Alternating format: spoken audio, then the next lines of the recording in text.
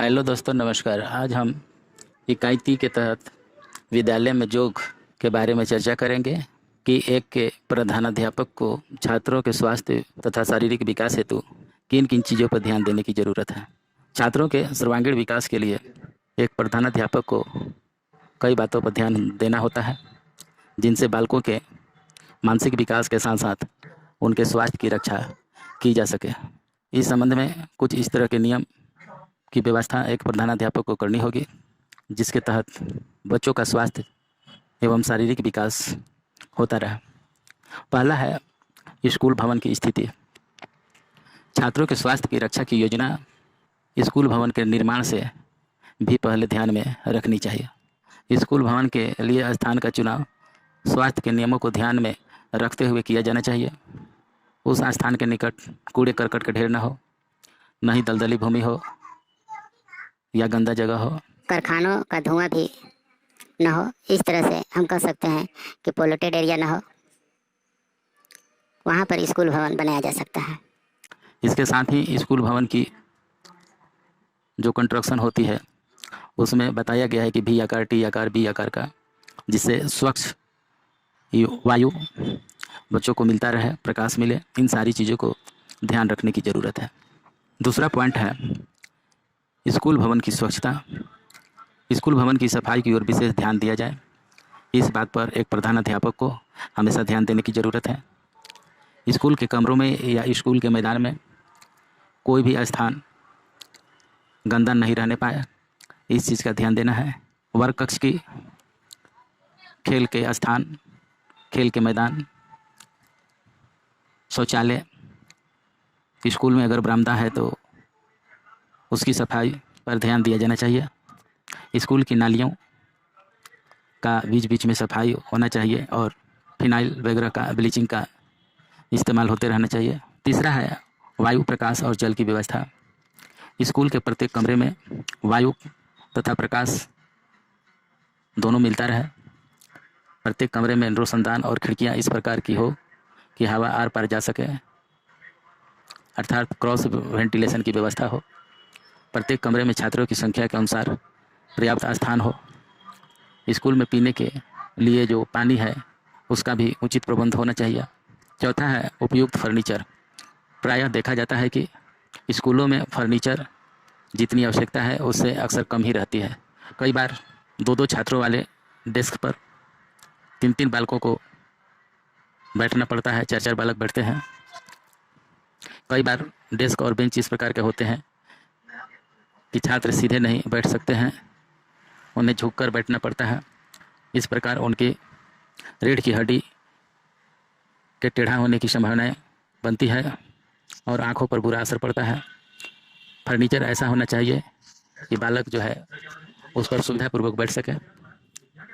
पांचवा है स्कूल का दैनिक कार्यक्रम। किसी भी स्कूल के प्रधानाध्यापक को इस बात का भी ध्यान देना चाहिए कि स्कूल का समय सारणी बनाते समय मानसिक तथा शारीरिक स्वास्थ्य के नियमों का ध्यान रखा जाए। छोटे छोटे जो बच्चे हैं वह एक ही स्थान पर लंबे समय के लिए नहीं बैठ सकते हैं और न ही वे मानसिक कार्य लंबे समय तक के लिए कर सकते हैं। इसलिए समय सारणी चक्र बनाते समय कठिन विषय के पश्चात सरल विषय रखा जाना चाहिए और मानसिक क्रिया के पश्चात शारीरिक क्रिया करानी चाहिए। इसी प्रकार समय विभाग चक्र में खेलकूद तथा मनोरंजन क्रियाओं को भी स्थान दिया जाना चाहिए। छठा है छात्रों की खाने पीने की आदतों पर नियंत्रण। इस बात का ध्यान रखा जाए कि छात्र किसी ऐसी चीज़ों का आदत तो नहीं पाल रहे हैं जो बच्चों के लिए अवांछनीय हो, जैसे सिगरेट, पान, मदिरा आदि। इस चीज़ का ध्यान रखा जाना चाहिए। हालांकि छोटे बच्चों में आदतें नहीं दिखती है, लेकिन 5 से 8 तक के बच्चों में इन सारी चीज़ों की लत कहीं कहीं देखी गई है। इसी प्रकार उनमें बाजारू चीज़ें खाने की आदत पड़ जाती है, जिसका भी ध्यान रखा जाना चाहिए कि वे स्वच्छ भोजन करें, गंदी चीज़ें न खाएं। 7वां है छात्रों के स्वास्थ्य की परीक्षा। यह परीक्षा जो है शारीरिक सफाई की दैनिक परीक्षा और दूसरे डॉक्टरी परीक्षा जो वर्ष में 1 या 2 बार की जानी चाहिए, कराई जानी चाहिए।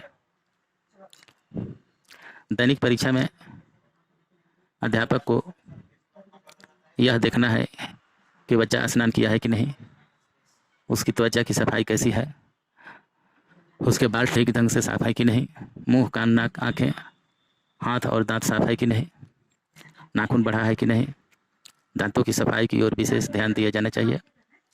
बच्चे अपने पैरों की स्वच्छता की ओर ध्यान नहीं दे पाते हैं, इस बात का भी ध्यान रखा जाए। बालक प्रायः नाखूनों की स्वच्छता की ओर तो बिल्कुल ही ध्यान नहीं देते हैं। उनके नाखून तो विशेष रूप से बढ़े हुए देखे जा सकते हैं। तो इन सारी चीज़ों पर प्रतिदिन स्कूल का कार्य आरंभ होने से पहले ध्यान दिया जाना चाहिए। डॉक्टरी परीक्षा सबसे पहले तो उस समय ली जाए जब बच्चा स्कूल में प्रवेश लेता है। इसके पश्चात वर्ष में 1 या 2 बार डॉक्टरी परीक्षण होना चाहिए। इन परीक्षणों का रिकॉर्ड भी रखा जाना चाहिए। यदि किसी छात्र में कोई शारीरिक दोष देखा जाए तो उसकी चिकित्सा का प्रबंध किया जाए, उसके अनुसार राय देनी चाहिए। उसके गार्जियन को सूचना दी जानी चाहिए, जो यथासंभव मदद हो सकता है वो करनी चाहिए। 8वां है पौष्टिक तथा संतुलित भोजन। बालकों का तथा जहाँ तक संभव है उनके अभिभावक को संतुलित भोजन का ज्ञान दिया जाना चाहिए। स्कूल में दोपहर के समय पौष्टिक जलपान का भी प्रबंध किया जाए। 9 पॉइंट है शारीरिक व्यायाम। इस बात का एक प्रधानाध्यापक को ध्यान रखना चाहिए कि बच्चे प्रत्येक दिन व्यायाम करते हैं या नहीं, खेलों में भाग लेते हैं या नहीं। जो बच्चे शारीरिक रूप से दुर्बल हैं वे कठिन खेलों में भाग नहीं ले सकते हैं, उनके लिए हल्की फुल्की खेलों का प्रबंध किया जाना चाहिए। अभिभावक का सहयोग प्राप्त करना। 10वां पॉइंट है एक प्रधानाध्यापक को छात्रों के शारीरिक विकास के लिए उनके माता पिता का सहयोग भी लेते रहना चाहिए। बालक अधिक समय घर पर ही रहते हैं, वहीं उनकी खाने पीने की, सफाई की, व्यायाम की और कपड़ों आदि की स्वच्छता की आदत पड़ती है, वहीं उनको भोजन मिलता है। इसलिए घर वालों के सहयोग के बिना एक प्रधानाध्यापक छात्रों के शारीरिक विकास कार्य करने में सफल नहीं हो सकते। इसलिए बच्चों के अभिभावक माता पिता का सहयोग देते रहना चाहिए। 11वां पॉइंट है स्वास्थ्य शिक्षा का संगठन। छात्रों को स्वास्थ्य शिक्षा प्रदान करने का उचित प्रबंध होना चाहिए। उन्हें शरीर की, हाथ पैरों, नाखूनों, आँखों, नाक आदि की सफाई की आवश्यकता और उससे होने वाले लाभ के बारे में भी बच्चों को बीच बीच में बताया जाना चाहिए। उन्हें संक्रामक रोगों का भी पूरा ज्ञान दिया जाए। उन्हें कई प्रकार की शारीरिक क्रियाओं का भी ज्ञान होना चाहिए। इस प्रकार उन्हें भोजन आदि का भी समय समय पर ध्यान दिया जाना चाहिए, बताया जाना चाहिए कि किस प्रकार भोजन करने से उनके शरीर जो है चुस्त और दुरुस्त रहेंगे। 12वां पॉइंट है मानसिक स्वास्थ्य। शारीरिक स्वास्थ्य के साथ साथ छात्रों के मानसिक स्वास्थ्य की ओर भी एक प्रधानाध्यापक को ध्यान दिए जाने की ज़रूरत है। कई बालक अधिक लजालू होते हैं, कई बालक दुर्बल होते हैं, कई बच्चे अध्यापक से भी लड़ जाते हैं, कई छात्र स्कूल से भाग जाते हैं। इस प्रकार की मानसिक त्रुटियों तथा विशेषताओं वाले बालकों की ओर अध्यापकों का विशेष ध्यान देने की ज़रूरत है। 13वां पॉइंट है विभिन्न योजनाओं में छात्रों का क्रियात्मक सहयोग। स्वच्छता आदि की सभी योजनाओं में छात्रों का क्रियात्मक सहयोग अगर प्राप्त किया जाता है तो वे भावी जीवन के लिए भी अपना स्वभाव ऐसा ही बना लेते हैं। साथ ही साथ उन्हें साफ सुथरा रहने की अनुभव भी प्राप्त होते जाता है। तो आज बस इतना ही, फिर मिलते हैं अगले वीडियो में। धन्यवाद।